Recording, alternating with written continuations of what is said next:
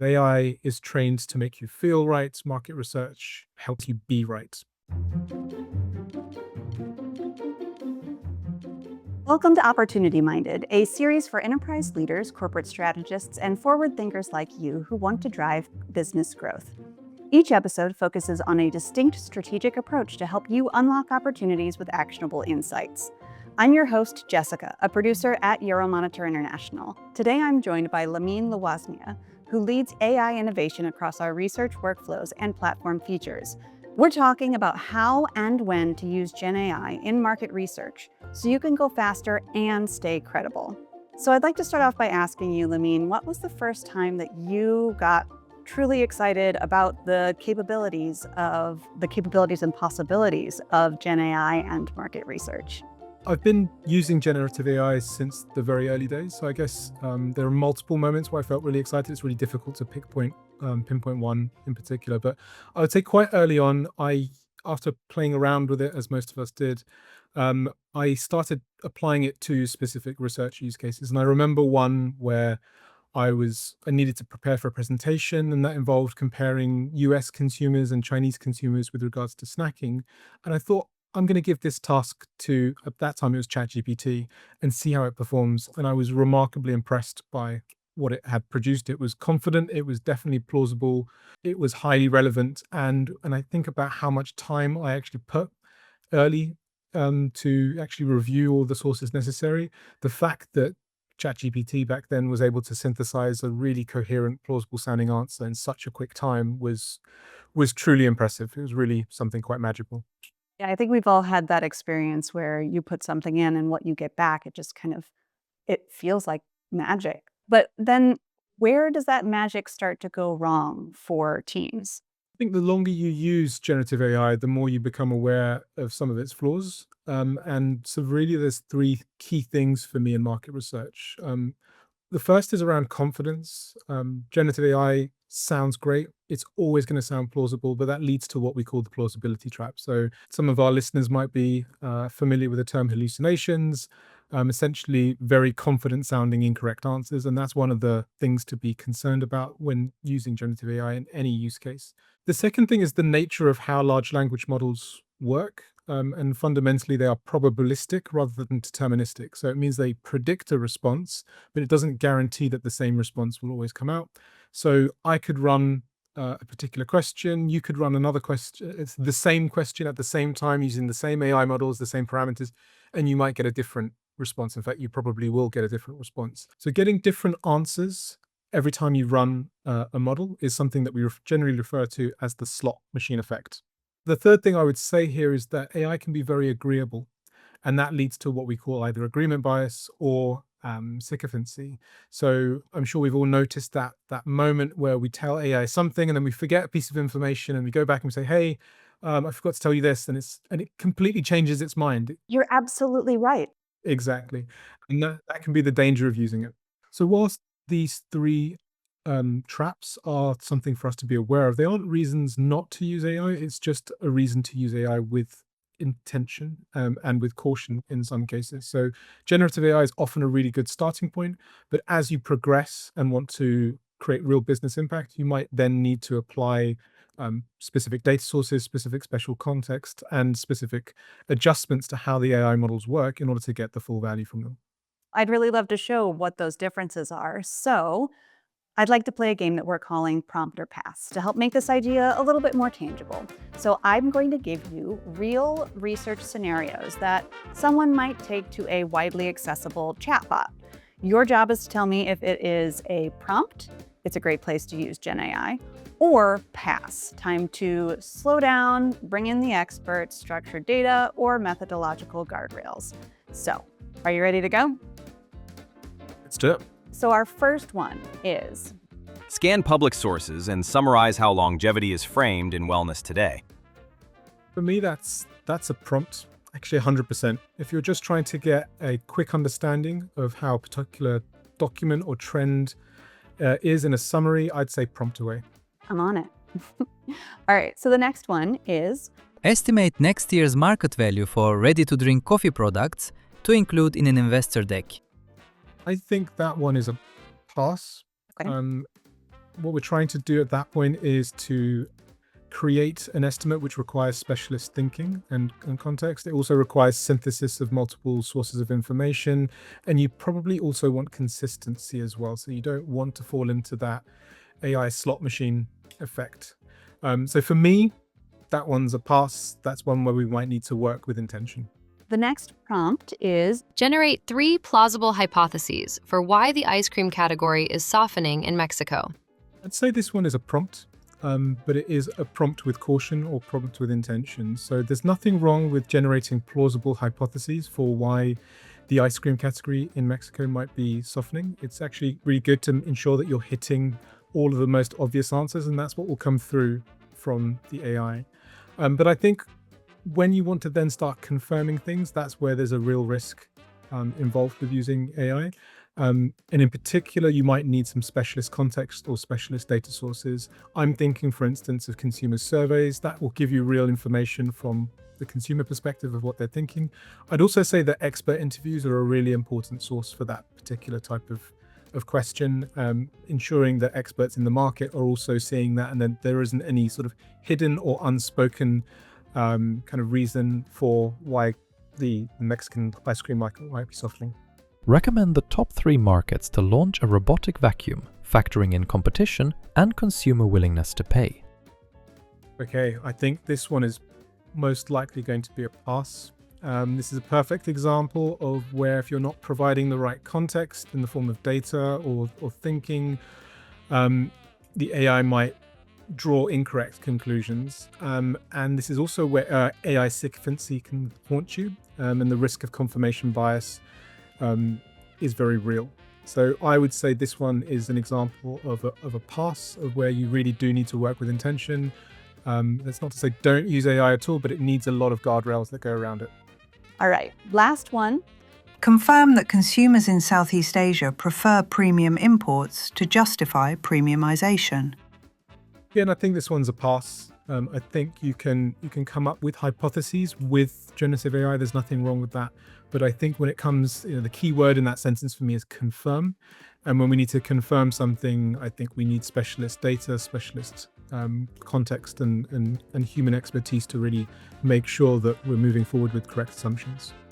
Yeah, there's also something in this one. If you ask it to confirm something, it's going to try to confirm. 100%. All right, we're going to take a quick break. And when we come back, Lamine is going to outline a list of questions that you should be asking yourself before deciding how to use GenAI in your market research workflow.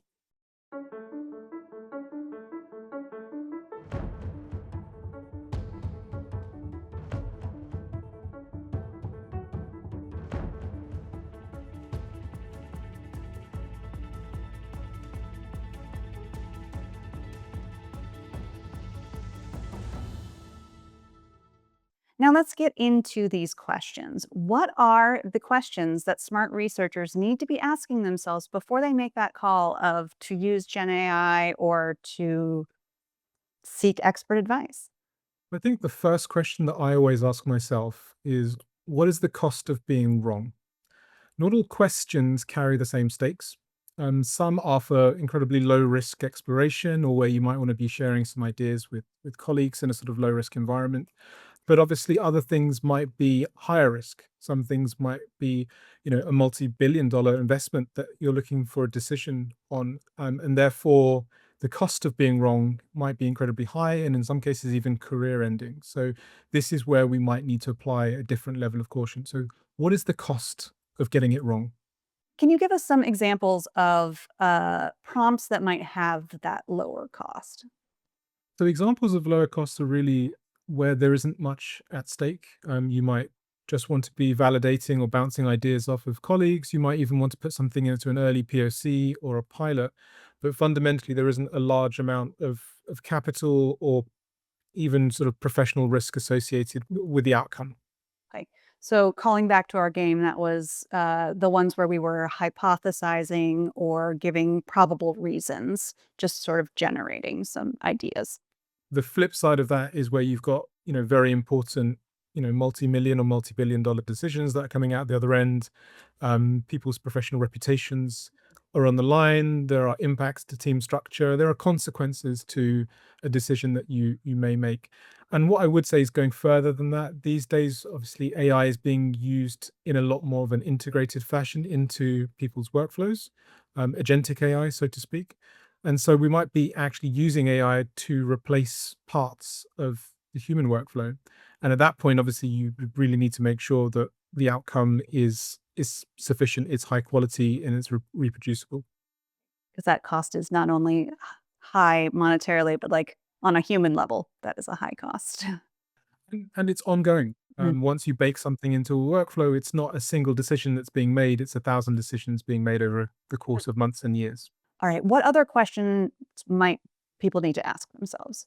So the second question I think about is whether I need clarity or whether I need credibility. I think generative AI can be really good at getting you clarity, it can help getting you unstuck, it can help summarize, frame the topic in different ways. Um, but credibility requires something slightly different. Credibility requires reputation, it requires consistent definitions, it requires reproducibility, traceability, data that you can footnote, data that other people can follow. And so if we tie this back to the plausibility trap, clarity is not the same thing as credibility. I'm thinking of some of the answers from prompt or past, but can you give us some examples of some prompts that would just be asking for clarity on something? So I think some of the questions that you might ask AI that can give you clarity are around helping you to brainstorm or think more widely outside of that. So if we go back to that Mexican ice cream example, you might also want to ask what types of consumer are likely to be triggered by certain sort of consequences or certain hypotheses that you might be putting forward. It really helps you to expand all possibilities in a fairly low cost environment and give you that clarity. But again, it's not credibility. At that stage, you're just using AI to give you plausible hypotheses about what it's doing, and it's not necessarily being validated in anything real. And what would that credibility question look like? So the credibility would be quantification, for instance, if you wanted to measure how much a particular driver or factor was influencing a Mexican consumer's willingness to pay, or brand loyalty or anything like that. At that stage, you're prompting something very different. You're trying to ask, how much, and how much is not always going to be a great question to ask an AI. All right, I think that leads nicely into the next question that people should be asking themselves.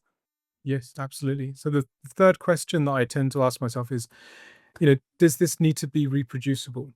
I think we touched on it in earlier sections in terms of the slot machine effect, and how generative AI is probabilistic in nature.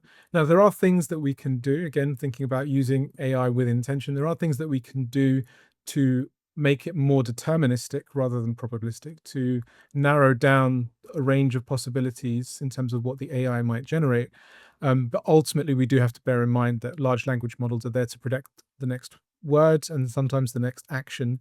And whenever you're talking about predicting, you're not talking about a certainty, you're talking about a range of highly probable outcomes. So, as I said, this is something that we call the slot machine effect.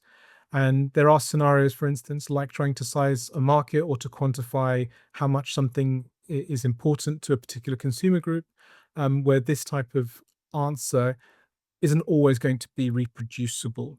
And so, if you need reproducibility as part of what you're doing, if you need to be able to recreate a specific answer or set of outcomes, then using generative AI may not be the solution for you, but it also means that you should be using it with a high level of intention.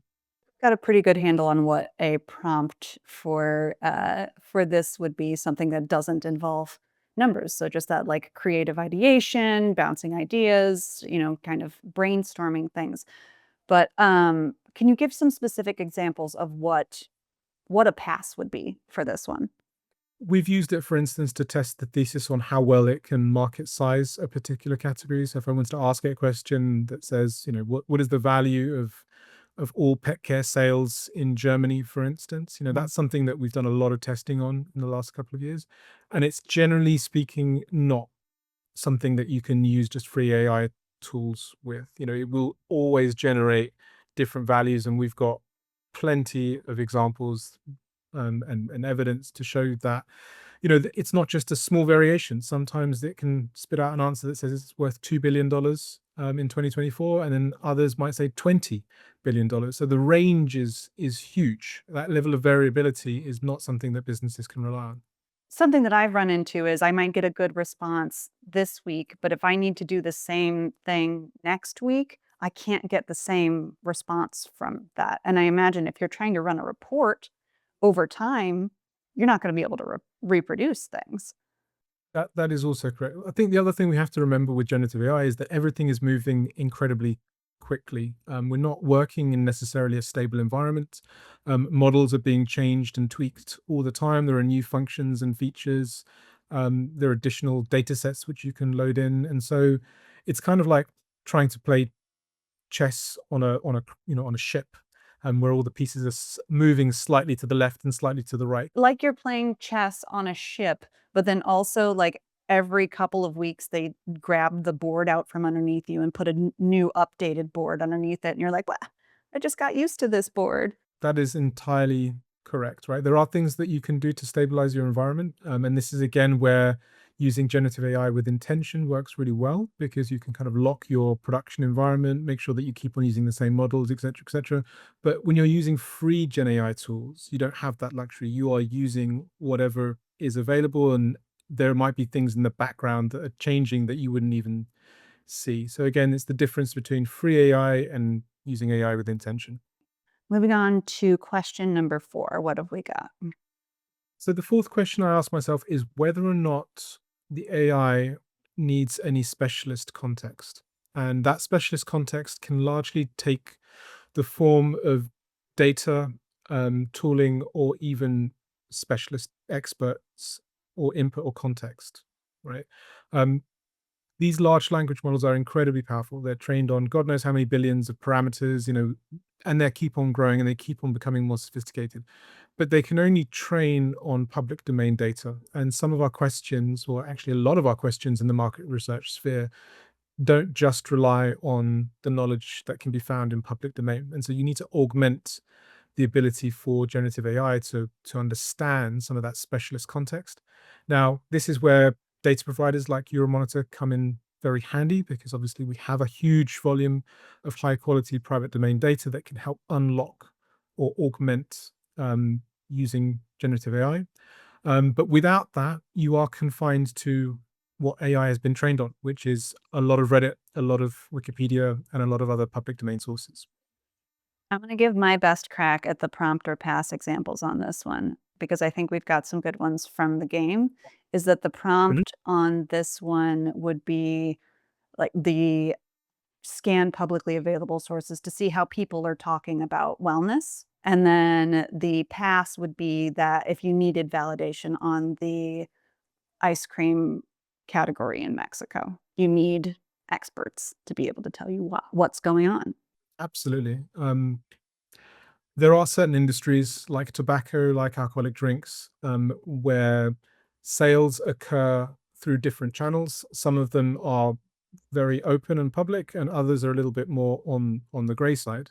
And at Euromonitor, historically, what we've done to unlock the knowledge of what's happening in the area of the gray market is to conduct a lot of in-depth interviews with experts in the field on an anonymized basis, right? So what that does is it gives us a true reading of what's actually happening when something's being imported into a certain country. How much of it is actually being sold in that country versus how much of it is being kind of shipped into a neighboring country through a different sales channel, which may not necessarily be present in the kind of public data. So there are lots of these types of examples that involve certain industries or spheres or even topic types where you need to speak to specialist experts who actually understand what's really happening in the market above and beyond the public domain data. That makes a lot of sense. All right, and now let's move on to our final question. What is our last question? So the final question for me is, do I need to be challenged or do I need to be validated? And there are different ways in which people conduct their market research. Many people have already got the decision made up in their head and they simply want plausible confirmation of why that's a great idea. But in a true data-driven decision-making business, you can go in with hypotheses, but you're really looking for those hypotheses to be stress tested, to be pulled apart, because you want to make sure that the outcomes of those hypotheses are as impactful as possible for the business that you're working on.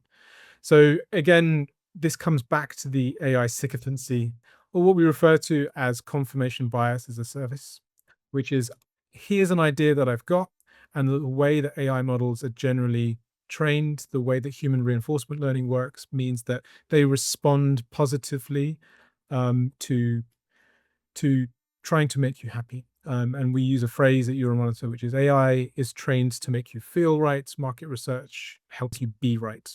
Again, there's a crucial distinction between those two things, that experts in the field are there to challenge your thinking. They're there to tell you when they think that you're actually wrong.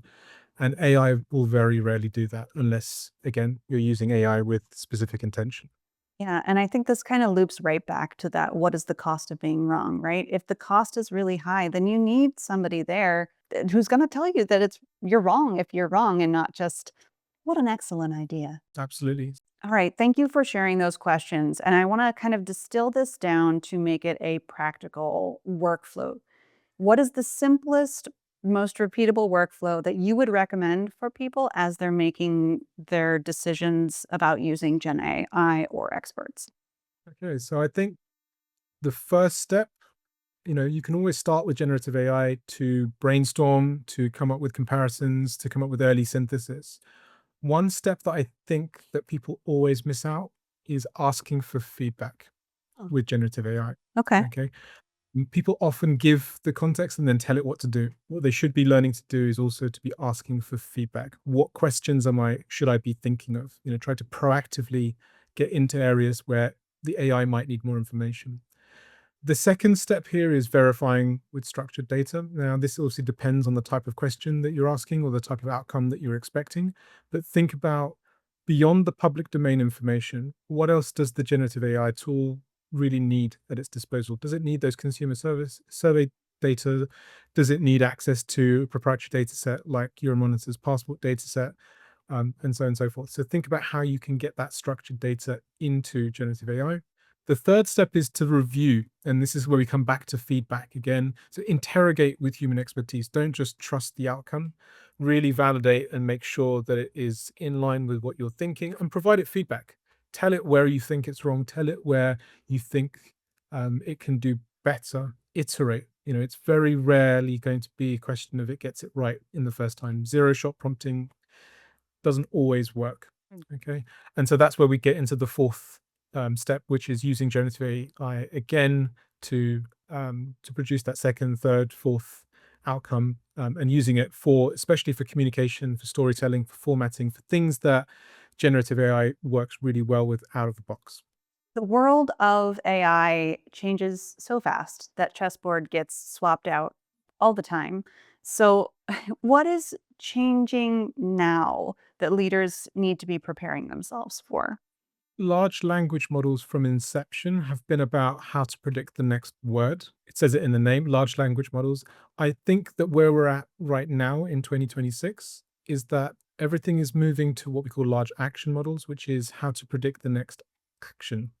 And that provides a fundamentally new layer of value for users, where it's not just thinking about how can it respond to the question you're asking, it's also then thinking about the next three things that it should be doing with that outcome. Should it be emailing it to you, putting it in a report, uploading it to a database? And so this is where there is an increased level of kind of utility from generative AI tools. It's not just a language model now. It can do stuff for us. It can really augment workflows in ways that we hadn't really thought about 2 years ago. And do you feel like that sort of raises the stakes? It definitely raises the stakes in 2026 for sure, because it's no longer about just providing me an answer, within a specific context. It's now doing something with that answer, and something can affect team members, it can affect customers, it can affect consumers. So there's the ability for it to be wrong, or for it to generate negative outcomes is even greater, but also the opportunity for it to really augment what we do is also very heightened as well. And that's why ultimately trustworthy, consistent data becomes even more critical in an agent-driven world. Before we go, if you could give one last piece of advice, what would it be? I'd say that the age-old wise phrase of delegate the task but never the responsibility applies as much in the AI world as it did in the human world. And so I think we can trust AI, we can work with intention with AI, but we should always be responsible for its final outcome.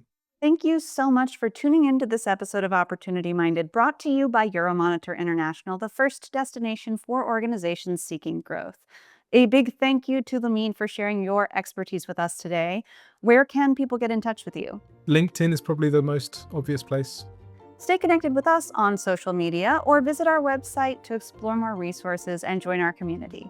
Until next time, stay opportunity minded.